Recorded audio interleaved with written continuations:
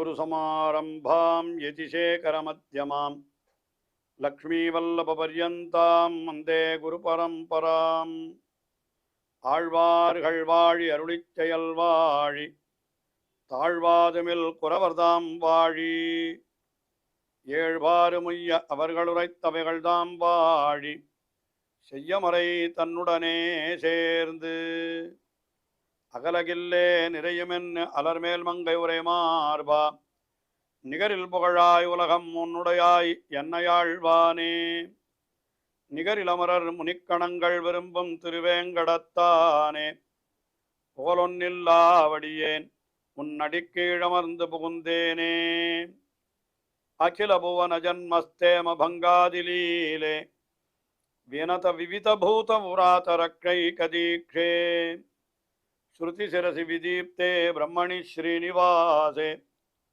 பவத்து மம பரஸ்மின் சேமுழி பக்தி ரூபா श्रीमान वेंकटनाथार्य कवितार्किक केसरी वेदांताचार्यवर्यो मे सन्निधत्तां सदा हृदि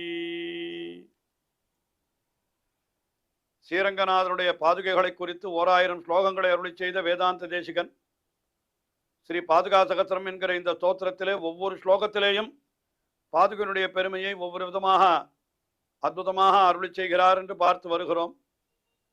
அதிலே மௌக்திக பத்ததி, முக்தா பத்ததி, அதாவது பாதுகையிலே இழைக்கப்பட்டிருக்கிற முத்துக்களுடைய ஒளியை பற்றி மட்டும் தெரிவிக்கக்கூடியதான பத்ததி.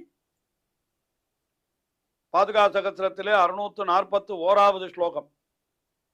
இந்த ஸ்லோகத்தில் என்ன தெரிவிக்கிறார் என்னால், எம்பெருமானுடைய அந்த திருவடிகளிலே அணிந்திருக்கக்கூடிய பாதுகை, அந்த பாதுகையை அணிந்து கொண்டு எம்பெருமான் எழுந்தொழுகிற பொழுது அந்த எம்பெருமானுடைய ஒரு நடையே நாட்டியம் போலே இருக்கிறது. நாட்டியம், அதாவது எம்பெருமான் நடந்து செல்லுகிற பொழுது அந்த எம்பெருமான் குழல் ஊதின போது அப்படியே நடந்து கொண்டே குழல் ஊதுகிறானா.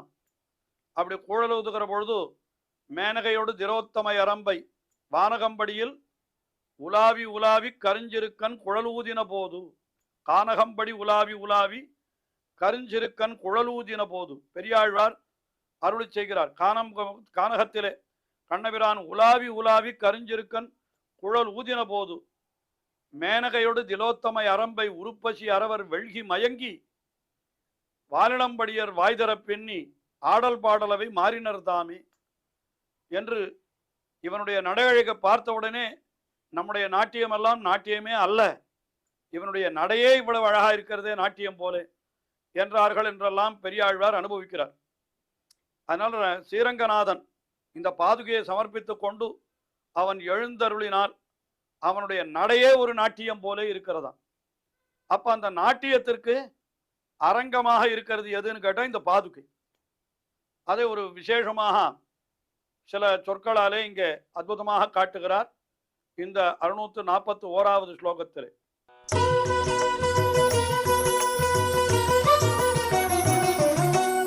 பாவோத்தரைஹி அதிகதா பரத பிரதானைஹி பிராப்த்யுப்தமௌக்திகமிஷேண விகீர்ண புஷ்பா ரங்கேஸ்வரஸ்ய நேதம் த்வயிலாஸ்ய பாஜः ரங்கஸ்தலீ வலலிதா மணிபாதுகே த்வம்.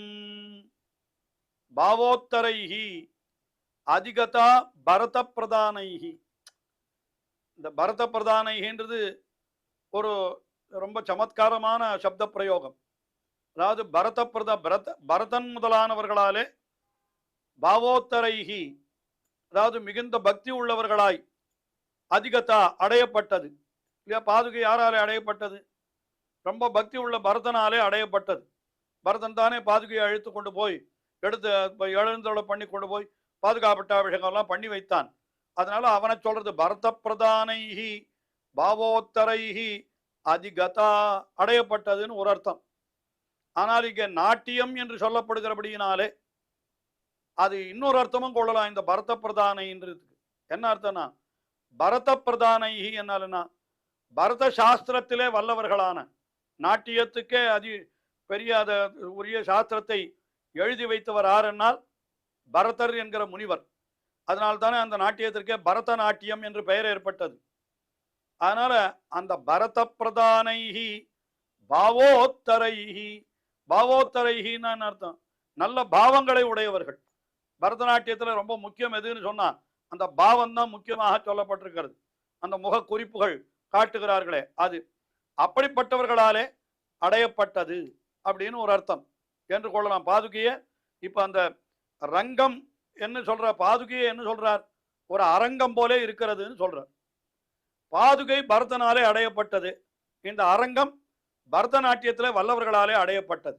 அது ஒரு விஷயம். அப்புறம் பிரத்யுப்த மௌக்திக மிஷேண விகீர்ண புஷ்பா, அந்த பரதநாட்டியம் ஆடுகிற அரங்கத்தில் என்ன பண்ணுவாளாம், நிறைய புஷ்பங்களை எல்லாம் தூவி வைத்திருப்பார்களாம். அப்பதான் அந்த பரதநாட்டியம் ரொம்ப இனிமையா இருக்கும் அந்த இடத்துல. அத விகீர்ண புஷ்பா, நல்ல புஷ்பங்களை எல்லாம் அப்படி தூவி வைத்திருக்கிறார்கள் என்ன அப்படி சொல்லலாம். இங்க பாதுகையை சொல்லுகிற பொழுது என்ன, பிரத்யுப்த மௌக்திக மிஷேணா, இந்த முத்துக்கள் என்கிற வியாஜத்தாலே விகீர்ண புஷ்பா, பாதுகையில இழுக்கப்பட்டிருக்கிற முத்துக்கள் எல்லாம் இருக்கும் இல்லையோ, அது புஷ்பங்களை இறைத்தார் போல இருக்கிறது. பாதுகை அரங்கத்தை போல இருக்கிறது, இது முத்துக்கள் புஷ்பங்களை போல இருக்கிறது. இதெல்லாம் எதற்குன்னு கேட்டார். ரங்கேஸ்வரஸ்ய நியதம் லாஸ்யபாஜா, ரங்கேஸ்வரஸ்ய ரங்கநாதனான எம்பெருமான் அவனுடைய என்ன அர்த்தம்னா லாஸ்யபாஜம் அப்படின்னா, அந்த லாஸ்யம் என்கிறது நாட்டியத்தை குறிக்கிறது. ரொம்ப நளினமான நாட்டியத்திற்கு லாஸ்யம் என்ன பேர். அது என்ன, ரங்கஸ்தலி வலலிதாக மணிபாதுகேத்வம், நீ எப்படி இருக்கிறாய்னு கேட்டா ரங்கஸ்தலி இவா, ரங்கஸ்தலி இவா, ஒரு ரங்கம் போலே இருக்கிறாய், அரங்கம் போலே நீ இருக்கிற, கூத்தாடுகிற இடம் அது ரங்க லலிதம் மிகவும் இன்பமாயிருக்கிற லலித ரங்கஸ்தலம் இவ, லலிதா ரங்கஸ்தலி இவ துவம் மணிபாதுகே துவம் அப்படின்னு சொல்ற, நீ இருக்கிறாய் என்று இப்படி சொல்லுகிற. அதனால இந்த பாதுகையே என்னன்னா ஒரு ரங்க கூத்தாடுகிற இடம் போல இருக்கிறது. அந்த கூத்தாடுகிற இடம் எப்படிப்பட்டவர்களாலே அடையப்படும், பரத சாஸ்திரத்திலே வல்லவர்களாலே அடையப்படும். பரத பிரதானைகி அதிகதா, அந்த கூத்தாடுகிற இடம் எப்படி இருக்கும், விகீர்ண புஷ்பா. இப்ப இந்த பாதுகை எப்படின்னு கேட்டா மௌக்திக மிஷேன விகீர்ண புஷ்பா, முத்துக்களாலே என்று இப்படியாக சொல்லுகிறார். அதாவது எம்பெருமான் பாதுகை சமர்ப்பித்துக் கொண்டு எழுந்தொழுகிற பொழுதே அது ஒரு நாட்டியம் போல, அந்த நடையழகே ஒரு நாட்டியம் போல இருக்கிறது அப்படின்றார். அதனால இப்போ அந்த நடையழகு நாட்டியம் போல இருக்கிறதுன்னா அதற்கு காரணம் என்னன்னா இந்த திருவடியில் இருக்கிற பாதுகை தான். அப்ப நாட்டியம் எங்க வரும், அரங்கத்துல வரும். இப்ப பாதுகை அரங்கம் போலே என்றெல்லாம் வைத்து இப்படி விசேஷமான அர்த்தத்தை தெரிவித்திருக்கிறார் இந்த ஸ்லோகத்தில். அடுத்தபடியாக 642வது ஸ்லோகம். இந்த ஸ்லோகத்தில் என்ன தெரிவிக்கிறார், எம்பெருமான் அவனுடைய திருவடிகளிலே இருக்கிற பாதுகை, பாதுகையில நிறைய முத்துக்கள் இழைத்திருக்கின்றன. அங்கேருந்து ருத்ரன் வந்து என்ன பண்ணுகிறான், பெருமாளுடைய திருவடியை வணங்குகிறான். ஏற்கனவே ருத்ரனுடைய தலையில சந்திரன் இருக்கிறது. இப்ப இந்த முத்துக்கள் எல்லாம் சேர்ந்தால் அந்த சந்திரனுக்கு சுற்றி நட்சத்திரங்கள் இருக்கிறா போல அது அவனுடைய தலையை ஆக்குகிறது என்று இப்படி ஒரு அர்த்தத்தை இந்த ஸ்லோகத்திலே தெரிவிக்கிறார்.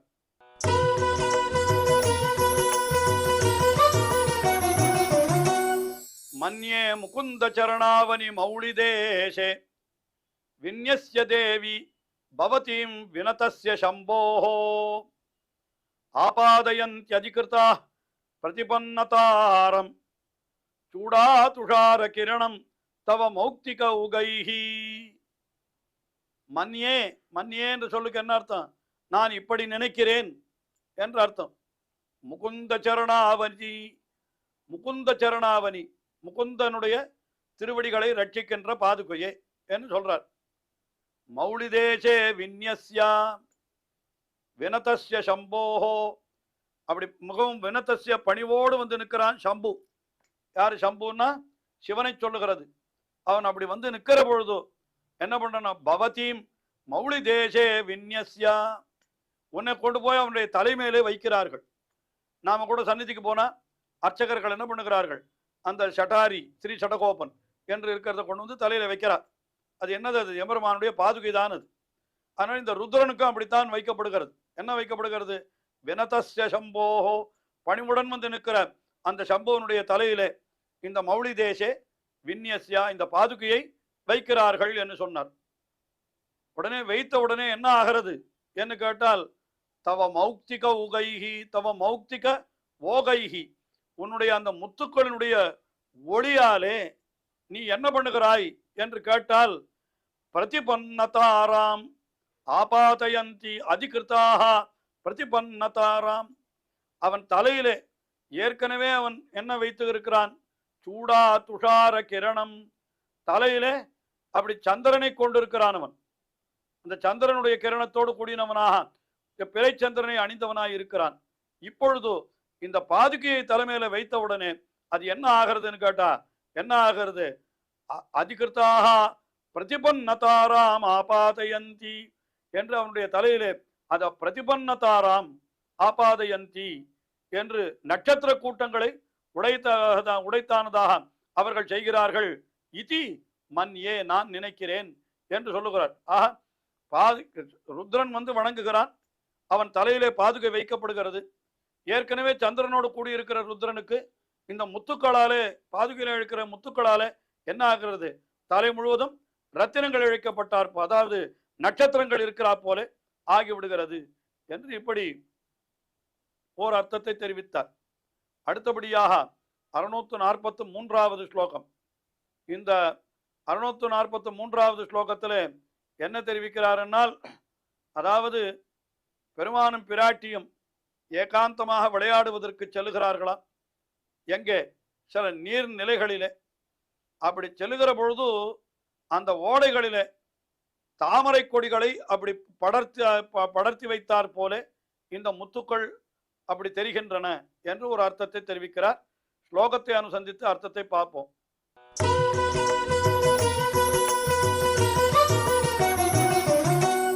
பத்மாபதேர் விகரதா பிரியமாச்சரந்தி முக்தா மயூக நிவகைஹி புரதோ விகீர்ணைஹி கந்தானி காஞ்சன பதாவனி பத்மினீனாம் மன்யே வினிபக்ஷசி மந்திர தீர்கிகாசு.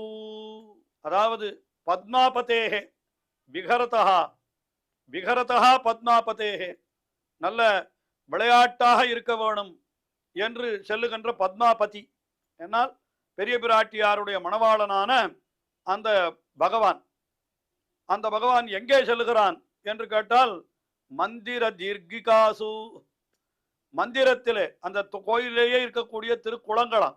இப்போ திருவரங்கம் பெரிய கோவில் என்னால் அந்த கோவிலில் 2 குளம் இருக்கிறது.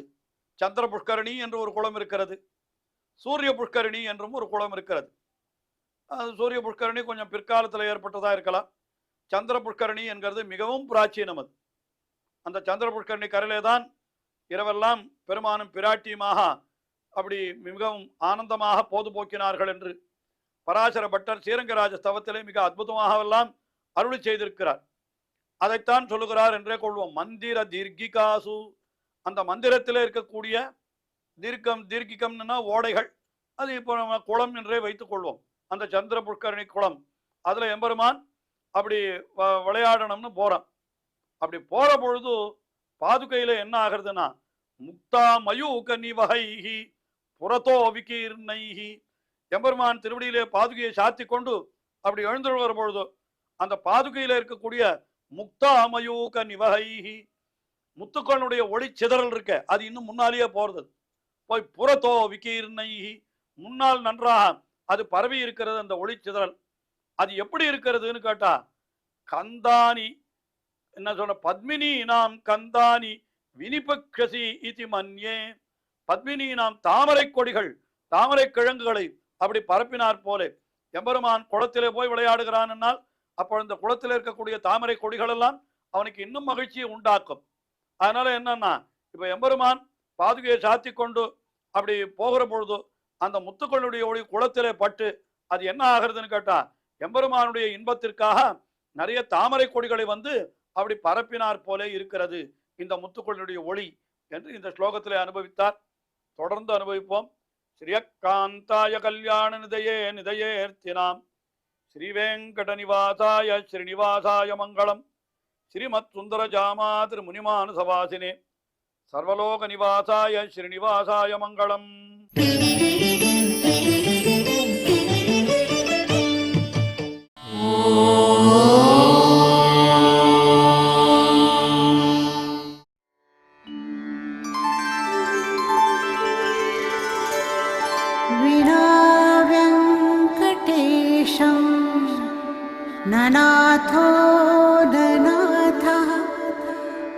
सदा वेङ्कटेशं स्मरामि स्मरामि।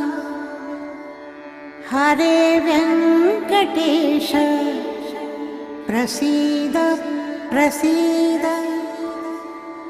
प्रियं वेङ्कटेश प्रयच्छ प्रयच्छ।